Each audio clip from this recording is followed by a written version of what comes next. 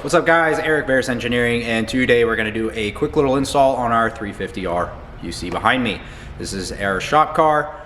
We ultimately already have a splitter installed on it. However, we have updated the OEM splitter strake kit so that it's a little bit better of an install, and I'm basically going to be doing that off car. Now I believe you could do it on car, and I will kind of walk you through how I would do that, but ultimately the install is pretty straightforward. We're going to pop some holes in the OEM splitter, and then we're going to install some Polyweave strakes, which will protect that OEM splitter.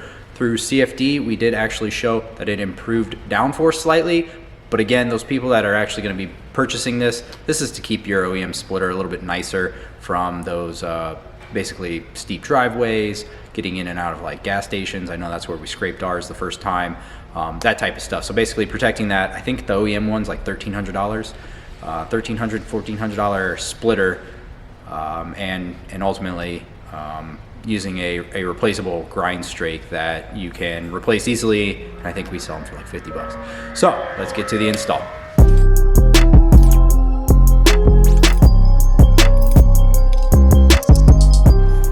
So we have the splitter off the car. We can kind of walk through how to uninstall that splitter. Basically, there's a bunch of Torx bolts, but realistically, what I was trying to explain a little bit earlier is I think if you undo these Torx bolts, you'll be able to pull this splitter down and then slip in the butt head cap screws from the top side and bolt on the strakes. So before we were using rivet nuts, we found that those rivet nuts kind of didn't go into the plastic as well as we'd like, and now we're able to bolt these strakes on from the top side with those holes with a washer on the top side, and that's how basically we're going to do the install.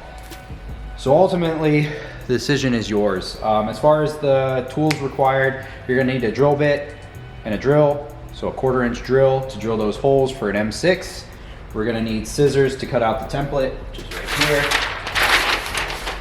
So we'll cut out the template, tape it on the splitter, and then that shows us where our holes need to be drilled.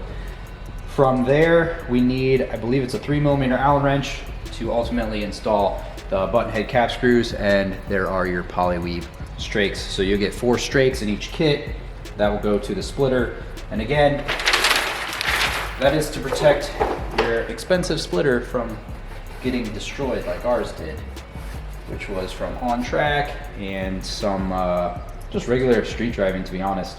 So ultimately, I'll go through cutting that out, which I've already done. The holes are already there, so cut out the template, throw it on the car, use some tape. We have those nice rivet bolt hole locations, so it basically lines up and it'll put the holes where they need to be.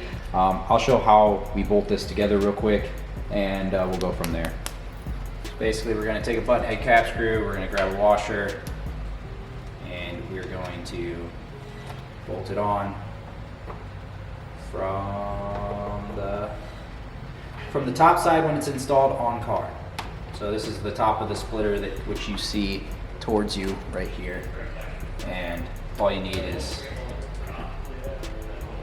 a 3mm Allen wrench. All right, guys. So I have 2 of the strakes installed, as you see.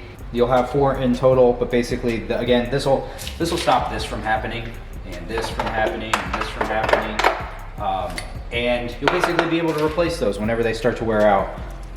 Don't go crazy tight on the bolts. I would probably stop around 4 to 5 foot-pounds. It is going into Polyweave, which is a very good plastic, but it is still plastic. It's gonna probably strip, so just go till you feel like you don't need to go anymore. It's not gonna back out because we did thread the plastic, so it kind of almost acts like a nylon nylock itself.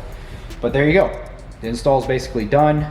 I'm assuming most people are probably gonna do this on car. Again, I would probably just be pulling this down and then kind of forcing my hand up in there, getting the bolts started in the strakes, and then using an Allen wrench to tighten them from the top. So hopefully you don't even have to remove the splitter, but if you do, reinstall the splitter, put all the bolts back in, put all those little pins in the sides, which there's one right there, and then you're good to go.